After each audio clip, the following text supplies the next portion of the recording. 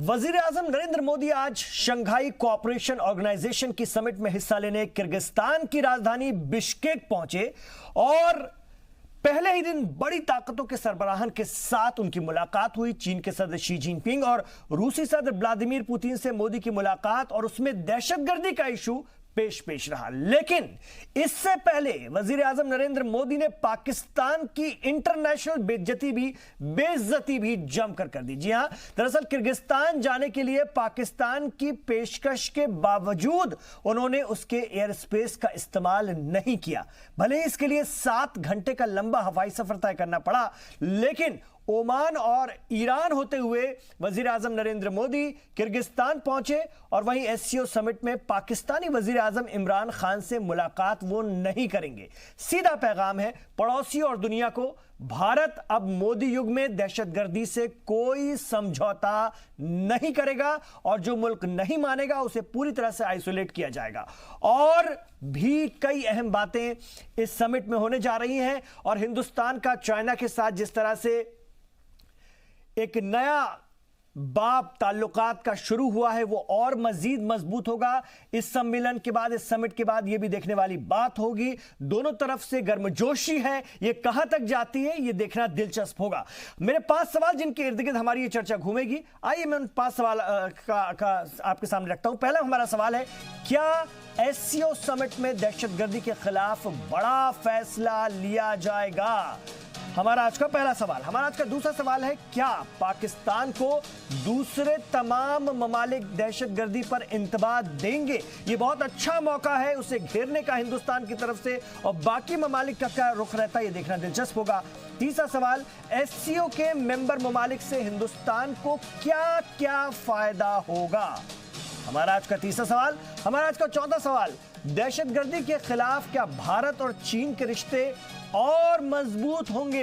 ये देखने वाली भी बात होगी। जिस तरह से मसूद अजहर के मामले में चीन ने भारत का साथ दिया था, तो क्या ये मजबूती और बढ़ेगी? अगर चीन हमारे साथ आता है तो वाकई आतंकवाद से, दहशतगर्दी से लड़ने में एक बड़ी ताकत मिल सकती है। पांचवा सवाल, बिश्केक में क्या होगा पाकिस्तान का पर्दाफाश? ये देखना दिलचस्प होगा। किस किस तरह से हिंदुस्तान पाकिस्तान को दुनिया के सामने लेकर आता है, उसका असली चेहरा दुनिया के सामने लेकर आता है। और ये है मुमकिन। मोदी है तो मुमकिन है। ये मोदी युग 2 है।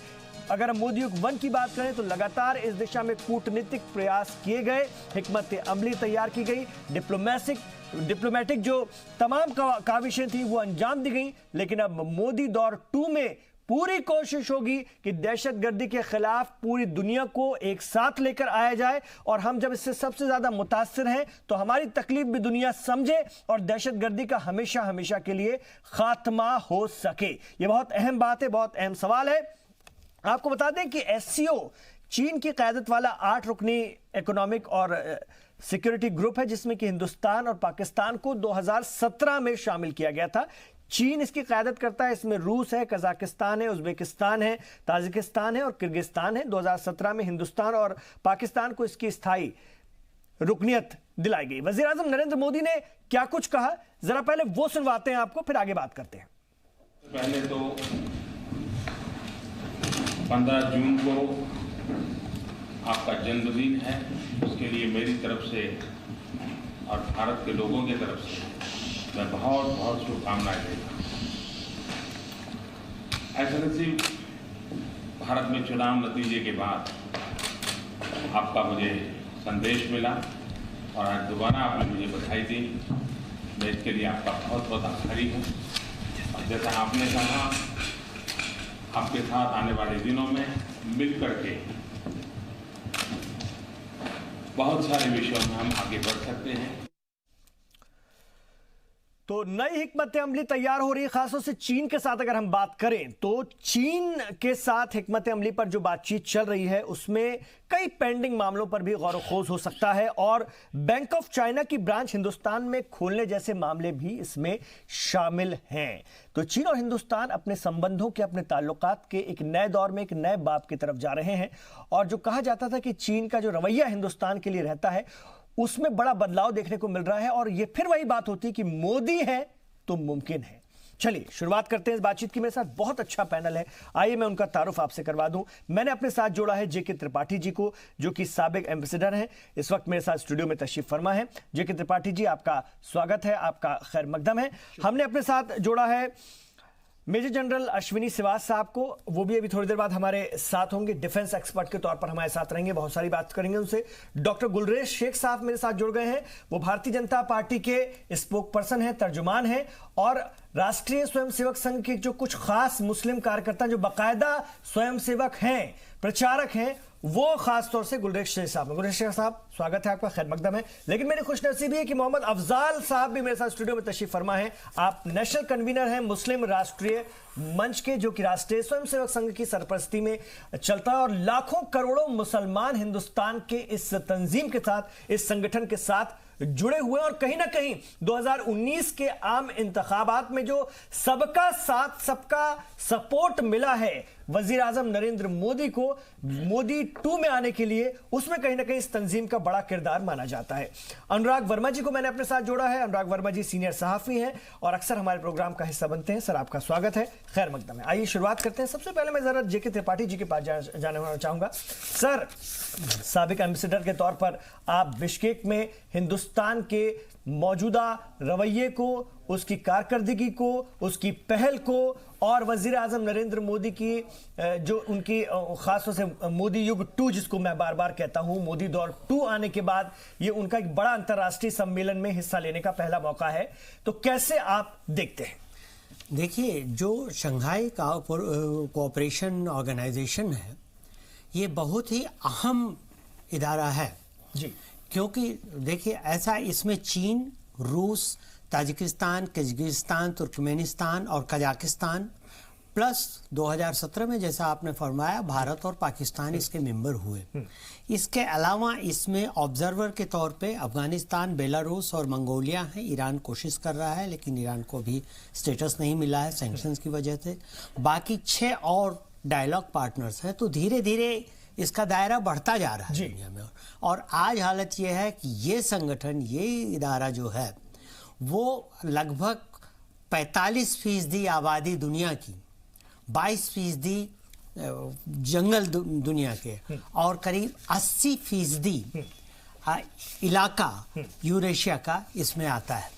इसलिए ये बहुत ही अहम हो जा रहा है और ऐसे अहम और चलते हुए आगे प्रगति करते हुए इदारे में जा करके अपनी शिरकत करना बहुत बड़ी बात हो जाती है। ये सार्क की तरह नहीं है। और देखिए 2000, लेकिन सर वो उस पर तो मैं आपसे पूछूंगा ही, लेकिन शिरकत करने जाने का जो तरीका है, पड़ोसी मुल्क ने पेशरफ्त की, बार बार पेशकश की आप हमारे हवाई हुदूद का इस्तेमाल कीजिए, लेकिन दहशतगर्दी के खिलाफ जो हमारा रवैया बना है पुलवामा बालाकोट के बाद, उसमें वजीर आजम ने कहा हम 7 घंटे लंबा सफर तय करेंगे, दूसरा ऑप्शन हमने अपनाया और वहां तक पहुंचे। ये कितना बड़ा मैसेज है, इतने बड़े प्रोग्राम में जाने के लिए इस तरह से पूरी दुनिया को मैसेज देने का जो तरीका है वो कितना असर नहीं। देखिए, ये बहुत बड़ा मैसेज है, लेकिन इसके साथ ही मैं कह देता हूं कि हमसे थोड़ी सी एक चूक हो गई। चूक ये हुई कि हमने पहले पाकिस्तान को कहा, पाकिस्तान से गुजारिश की कि वो हमें अपने इलाके से जाने दे। वो हमें नहीं करना चाहिए था, क्योंकि पाकिस्तान ने पेशकश करके ऐसा जताने की कोशिश की कि हमारे ऊपर एहसान करना, तो हमने नहीं लिया ना। हमने नहीं लिया। वो बड़ा अच्छा एक तरह से जेस्चर हुआ।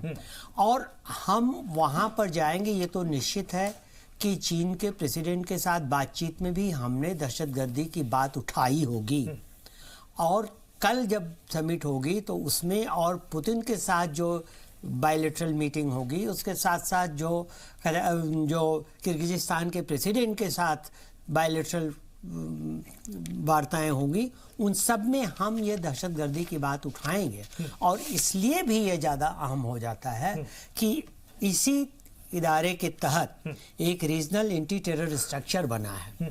और पिछले साल जो ज्वाइंट कम्युनिके इशू हुआ था, उसमें ये था कि 2019 से 2021 के बीच के लिए जो भी कार्यक्रम, जो भी प्रोग्राम बनाया गया है दहशतगर्दी के खिलाफ लड़ने के लिए, उसमें और तेजी लाई जाए, जवानों को इस बात के लिए एजुकेट किया जाए, इस बात की तालीम दी जाए कि कैसे दहशतगर्दी से लड़ें। और इस संदर्भ में आप देखिए तो भारत का ये जाना वहाँ दूसरी बार और इस चीज पर दबाव जोर देना कि दहशतगर्दी के हम खिलाफ हैं, बहुत मायने रखता है। हालांकि मैं ये कहता हूं कि ये कहना गलत है कि हम पाकिस्तान को अलग थलग करने की अपनी कोशिश में सफल हुए। हमारी कोशिश पाकिस्तान को अलग थलग करने की नहीं थी, हमारी कोशिश दहशतगर्दी को अलग थलग करने की थी, और उसमें हम सफल हो। और जिसमें कि उनका रवैया जो है दिखता है, दोगला रवैया है जो बार बार नजर आता है, तो कहीं ना कहीं वो टारगेट बनेंगे। जो इस तरह की हरकत करेगा तो शिकार भी बनेगा। वजीर आजम नरेंद्र मोदी पाकिस्तानी वजीर आजम इमरान खान से नहीं मिलने जा रहे हैं, और ये उनके लिए भी पहला मौका है, पाकिस्तानी प्रधानमंत्री के लिए भी पहला मौका है इस तरह की समिट में आने का। वो भी बिश्केक में पहली बार जो है इस एससीओ का हिस्सा बनकर के पहली बार पहुंचे हैं। ऐसे में दोनों देशों के प्रधानमंत्रियों का न मिलना अपने आप में एक बड़ा मैसेज देता है। मैं आना चाहूंगा मोहम्मद अफजाल साहब के पास। अफजाल साहब, ये एक बड़ा वादा है, दहशतगर्दी के खिलाफ हमारा जीरो टॉलरेंस रहेगा, और दोबारा आने के बाद और उससे पहले जिस तरह का माहौल बना था बालाकोट के बाद और पुलवामा के बाद, तो उसको देखते हुए लगता है कि इस नीति पर, इस हिकमत अमली पर लगातार कायम रहना पड़ेगा, और हिंदुस्तान की आवाम को भी बार बार कुछ करते हुए इसमें दिखना पड़ेगा। ये एक बड़ा दबाव भी है। यकीनन सबसे पहले मैं तो इमरान भाई आपका शुक्रगुजार हूँ कि आपने पिछले आम इंतखाबात के लिए हमारे तंजीम की जिक्र किया जी। दूसरी बात यह है कि आपने जो सच मायने में तो ये बात है कि हमारे देश के प्राइम मिनिस्टर साहब ने, वजीर आजम साहब ने जो एक 1 पॉइंट प्रोग्राम बनाया है, ऑपरेशन ऑल आउट। इनको जब तक के दहशतगर्दी का, आखिरी दहशतगर्द का खात्मा नहीं हो जाता हमारे इस खत्ते में, और ख़ास तौर से कश्मीर को हम अमन के उस मुख्य धारा के अंदर नहीं जोड़ पाएंगे, तब तक हमारे देश के प्रधानमंत्री और देश की हर वो तंजीम जो देश से मोहब्बत रखती है उसका ये 1 पॉइंट प्रोग्राम है। पहली बात ये है। दूसरी बात यह है कि आज जिस तरह के आज ये समिट हो रही है, इसके अंदर जो सबसे बड़ा काम जो है कि ये दक्षिण एशिया जी, इसके अंदर जिस तरीके से चीन ने इस दक्षिण एशिया को भेदने की कोशिश की थी, आज कहीं ना कहीं चीन को जो है इस बात का एहसास दिला दिया देश ने कि आप अगर हमसे जुदा होकर चलेंगे और दहशतगर्दी को कहीं ना कहीं आप प्रोटेक्ट करेंगे तो ये देश इस आपको भी टॉलरेट नहीं करेगा। ये बहुत बड़ा उन्होंने करा, और उसके ऊपर कहीं ना कहीं शी जिनपिंग साहब जो वहाँ के सदर हैं उनको इस बात का एहसास हो गया है। तो ये चीज़ें जो है ना, ये कहीं ना कहीं हमारे देश में जो नई सरकार आई है उसकी मजबूती का इजहार है, उसका हम सामने लोग दुनिया के सामने ये पेश कर रहे हैं। और यही हमारे सोवियत ये अपना रूस के जो प्राइम मिनिस्टर प्रेसिडेंट साहब हैं, और जितने भी किर्गिस्तान और जितने भी लोग वहाँ आए हैं उन सबको, और खास तौर से पाकिस्तान को जिस तरीके से हमने एक तरफा उनका बाइकआउट किया है और उनको ये साबित करा कि तुम ये समझ ले दक्षिणी एशिया के अंदर आपका, ये साउथ एशिया के अंदर आपका कोई वजूद नहीं है, और आपको अगर वजूद कायम रखना है। देखिए सबसे बड़ी बात यह है कि आज हमारी तो ये सोच नजर आ रही है। आज मैं आपके माध्यम से कहना चाहता हूँ, पूरे हिंदुस्तान को कहना चाहता हूँ कि देखिए हमसे लड़ने के कारण, हमारे इस एक ही वजह से आज देखिए वो पूरी दूसरे बांग्लादेश छोड़ा, बांग्लादेश 71 में उनके हाथ से निकल गया, और आज जो है मैं आपको बता दूं सिंध भी इनसे अलग होने के तैयार है। MQM जो है बहुत बड़ा काम कर रहा है, और इस साथ ही साथ सिंध है, बाल्टिस्तान है, और जो गुलाम कश्मीर है, सब जगह पर इनके खिलाफ एक मुहिम शुरू हो गई है। आज पाकिस्तान हिंदुस्तान की जो बात कर रहे हैं, जो हिंदुस्तान की बात कर रहे हैं, पहले वो अपने मुल्क को भी संभालने में नाकाम है, और वैसे पैसे की दिक्कत हो गई है। नहीं, वो इकोनॉमिकली तो आज मैं जब पाकिस्तान टीवी पे देखता हूं तो हमारी वहां की जो बहनें हैं वो रो रही हैं कि उनके पास टमाटर खरीदने के, प्याज खरीदने के लिए उनके पास इतने पैसे नहीं है, गोश्त की तो बात ही दूर है। तो वहां के हालात इस तरह से है कि कहीं ना कहीं मुझे ऐसा लगता है, मेरे को ऐसा लगता है, क्योंकि मैं कहीं ना कहीं पाकिस्तान को की खबरें देखता हूं, उसको फॉलो करता हूं, मैं देखता हूं, मुझे नजर आ रहा है कि वहां पर आगे आने वाले कल में जो है वो जो है खुद उस देश के अंदर, उस मुल्क के अंदर बदअमनी का शिकार होने जा रहा है। तो ये एक बहुत बड़ी बात है। लेकिन ये सब चीज़ों को पाकिस्तान के प्राइम मिनिस्टर को सोचना चाहिए कि अगर हिंदुस्तान पड़ोसी, जो कहते हैं नबी करीम ने जो फरमाया था कि अपने पड़ोसी का ख्याल रखिए, ये पड़ोसी से दुश्मनी लेकर ना तो मजहबी रह सकते, ना पड़ोसी मुल्क के बराबर के रहने वाले। बहुत अहम बात, बहुत बड़ी बात। डॉक्टर गुलरेज शेख साहब, अगर हम देखें तो G20 हो, ब्रिक्स हो, अक़वाम मुत्तहिदा हो, यूनाइटेड नेशंस हो, जहां पर भी वजीर आजम नरेंद्र मोदी पहले भी गए हैं, वो आतंकवाद का मुद्दा, दहशतगर्दी का मुद्दा लगातार उठाते रहे हैं। सीधा मतलब इसका है हिंदुस्तान बड़ा मुतासिर है इससे। और आखिरी तक इन इलेक्शन से, इन इंतखाबात से पहले तक हमने देखा कि पुलवामा में हमारे फौजियों के साथ क्या हुआ, हमारे सिक्योरिटी फोर्सेस के साथ क्या हुआ, और हम लोग रोज इससे मुतासिर होते हैं। वो तो मोदी हुकूमत पार्ट 1 रहा, जिसमें कि हिंदुस्तान के दूसरे हिस्सों में इस तरह की आतंकी घटनाओं पर 5 साल तक काबू रहा, वरना उसके पहले हालात भी हमने देखे हैं कि कहां नहीं बम धमाके होते थे, क्या कैसे उड़ाई जाती थी। लेकिन ऐसा लगता है कि पार्ट 2 में ये जो दहशतगर्दी है, जिससे हमारा पड़ोसी मुल्क प्रोपेगेंडे के तहत चलाता है, उस पर ऐसा लगता है काफी हद तक काबू पा लिया जाएगा। ये बार बार इस चीजों को उठाने का मकसद क्या है, और ये मैं आपसे जानना चाहता हूं कि पाकिस्तान का पक्का इलाज कब? देखिए, पाकिस्तान का जो पक्का इलाज है वो तो स्टार्ट हो चुका है सबसे पहले तो। दूसरी बात, जहां तक आज प्रधानमंत्री महोदय ने शी जिनपिंग से चर्चा की, उसमें भी उनको कहा गया है कि पाकिस्तान के लिए समय है कि आप अपना वेट डालें उसके ऊपर, और जिसको हम अंग्रेजी में कहते हैं वॉक द टॉक, वो कर दिखाए, क्योंकि पाकिस्तान बोलता बहुत कुछ है, करता कुछ भी नहीं है। इस बात के लिए उसको चीन के माध्यम से प्रेशराइज किया जा रहा है। दूसरी बात, अभी हम जो इस पे जो पर्चे पारित होंगे उसमें भी टेररिज्म का जिक्र डेफिनेटली होगा, लेकिन किसी एक कंट्री का, स्पेशली पाकिस्तान के नाम से नहीं होगा, क्योंकि वो भी इसका पार्ट है।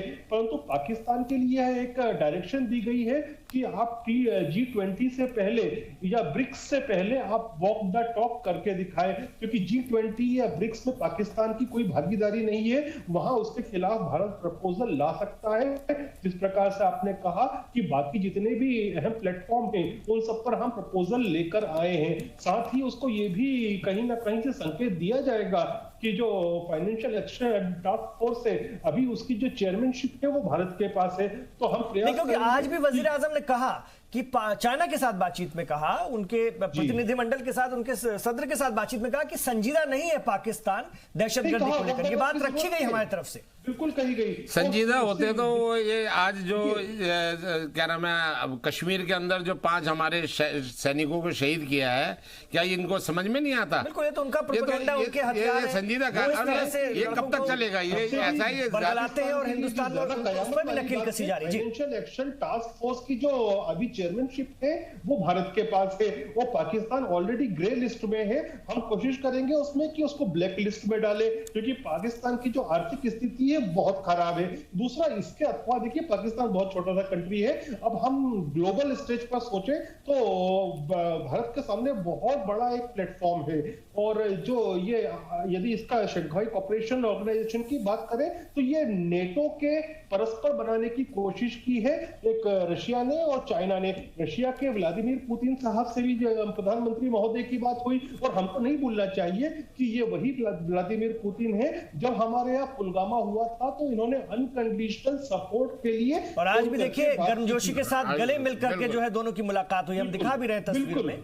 बिल्कुल, मैं आ रहा हूं सर आपके पास, मैं आ रहा हूं गुलरेज शेख साहब। मैं जरा अनुराग जी के पास जाना चाहूंगा। अनुराग जी, ये जो SCO है, जैसा कि गुलरेज शेख साहब भी कह रहे हैं, ये बड़ा प्लेटफॉर्म है, इसको हम कैसे देखें, कितना इसका महत्व है, और यहां से निकली बात कितनी असरकारक होगी या होती है, जरा इस पर रोशनी डालिए। देखिए, भारत के अगर दृष्टिकोण से देखा जाए तो ये एक, और हम अभी इसके नए ही सदस्य हैं। हाँ, ये एक बहुत इंपॉर्टेंट चीज है। जैसे कि त्रिपाठी जी ने बताया कि इसकी रीच कहाँ तक है, वो आपको खुद ही वो एक्सप्लेन कर रही है कि ये इस दुनिया में कितना बड़ा एक प्लेटफॉर्म बन चुका है। उससे बड़ी चीज अगर आप देखें, जिस तरह से अभी हमारा पुलवामा अटैक हुआ हमारे देश में, उसके बाद जो बालाकोट एयर स्ट्राइक हुई, उसके बाद ये पहला मौका है जिस समय हम जो है जाके वर्ल्ड फोरम में अपनी बात करेंगे। नंबर 2, नरेंद्र मोदी जी का दोबारा जीत के आना, NDA 2 जो आना, ये अपने आप में मैसेज है कि इस देश ने किस तरह से आतंकवाद के खिलाफ मैंडेट दिया है। तो इन दोनों चीजों को लेके प्रधानमंत्री मोदी ने वहां पे अपने विचारों को पूरे दुनिया को बताना है कि हमारे देश के लोग आतंकवाद को लेके कितने अब संजीदा हो चुके हैं। अब वो पुराना जमाना नहीं है कि हम डोजियर पे डोजियर भेजे जाएंगे और रिक्वेस्ट करेंगे कि अपने यहाँ बैठे आतंकवादियों पे आप कार्रवाई करें और वो हमें कुछ ना कुछ घुमाते रहेंगे। अब वो जमाना जा चुका, अब आप कार्रवाई नहीं करोगे हम करेंगे, और हम आपसे कहेंगे भी नहीं, हम कार्रवाई कर देंगे। तो अब जमाना बदल चुका है और इस चीज को वहां दिखाना है। और ये बहुत ही अच्छा निर्णय लिया गया कि हम वहां इमरान खान से नहीं मिलेंगे। हम किस वजह से मिले? बिल्कुल जी, अगर इमरान खान से ना मिलके हम ये मैसेज दे रहे हैं कि हमें अब तुमसे आतंकवाद से लड़ने के लिए हमें तुमसे सहयोग की जरूरत नहीं है, हम खुद भी लड़ सकते हैं, हम तुमको प्रेशराइज भी कर सकते हैं कि तुम आतंकवाद पे कंट्रोल करो। किस तरह से हमने अभिनंदन को वापस लिया। अभिनंदन से को उन्होंने कोई शांति का संदेश देने के लिए नहीं रिलीज किया, उनके ऊपर प्रेशर इतना था। इंडिया अब सुपर पावर बन चुका है, भारत के खिलाफ कुछ भी करने के लिए पाकिस्तान जैसे देश को बहुत हिम्मत की जरूरत है। बड़ी बात है, अहम बात है, और ये मैसेज और तेजी से जा रहा है। आपने बड़ी बात की, सीधे तौर पर हिंदुस्तान के अवाम ने इसी आधार पर, इसी बिना पर ये मैंडेट दिया है। मैं अफजाल साहब के पास आना चाहूंगा। अफजाल साहब, आतंकवाद की अगर हम बात करते हैं, दहशतगर्दी की बात करते हैं, तो एक अगर हम देखें तो एक उसके पीछे भी एक परसेप्शन है। और अगर हम हमारे पड़ोसी मुल्क से प्रमोटेड आतंकवाद को देखें, दहशतगर्दी को देखें, तो उसमें कहीं ना कहीं वो मजहब का तड़का भी लगाता है ताकि लोग जज्बाती हों और उसके झांसे में आए।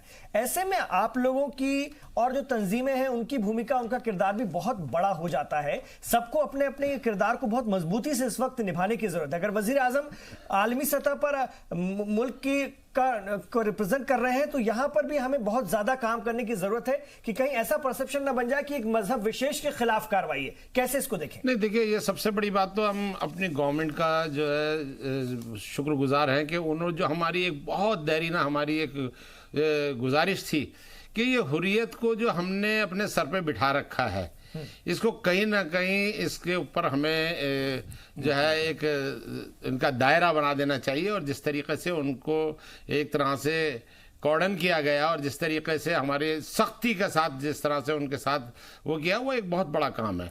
लेकिन साथ ही में मैं क्योंकि कश्मीर के मौजू के ऊपर हम लोग वहाँ जाते हैं, काम करते हैं, कश्मीर में जाकर वहाँ की जो, देखिए, आपको यकीनन जो है ना 75-80% जो जनता जो है वो ये चाहती है हमें अमन चाहिए।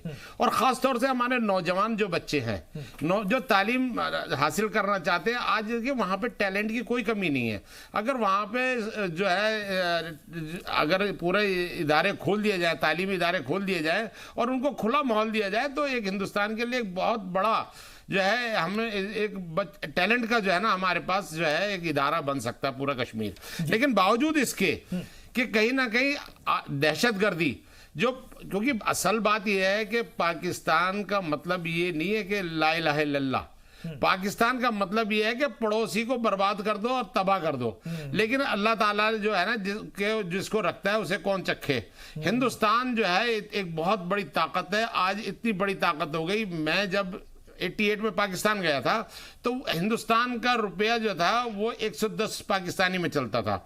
आज 200 रुपए पाकिस्तानी में हिंदुस्तान का रुपया हो गया है, लगभग 200 रुपए पाकिस्तान।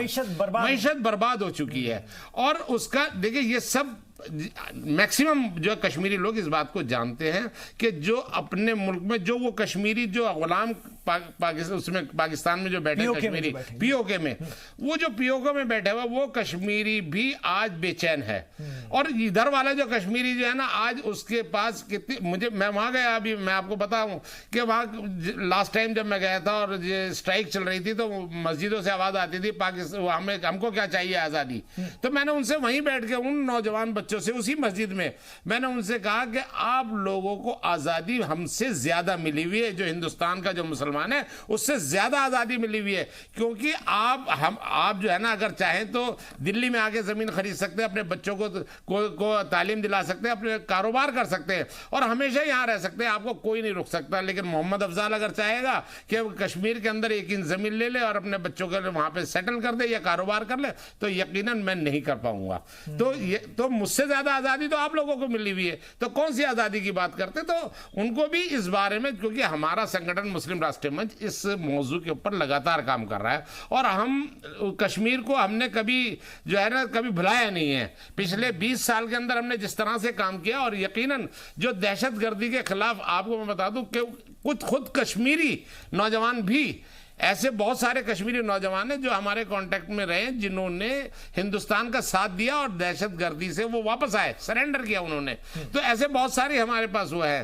तो ऐसा नहीं है कि कश्मीर के नौजवानों को, हमें दो तरफा कार्यक्रम करना पड़ेगा, प्रोग्राम करना पड़ेगा। एक तरफ हमें कश्मीरी नौजवानों को, क्योंकि जो बुजुर्ग हो गए उनको तो उनके हाल पे छोड़ देना चाहिए, लेकिन हमारी जो नौजवान ताकत है उनके साथ बैठकर हमको बात करनी पड़ेगी, और यकीनन और आलमी सतह पर पाकिस्तान का चेहरा उजागर ये तो उजागर हो चुका है और होगा। बिल्कुल, मैं इस पर और बात करने के लिए आ रहा हूं, बहुत सी चीजों को समझूंगा SCO के बारे में, और बहुत सारी इस पर हम बात करेंगे। और जो ये रणनीति थी कि वहां तक पहुंचने के लिए जिस तरह से हमने हवाई हुदूद का इस्तेमाल नहीं किया, वो और कितने बड़े पैगाम देता है, क्या मैसेज पूरी दुनिया में जा रहा है, इस पर भी थोड़ी सी और चर्चा की जरूरत है।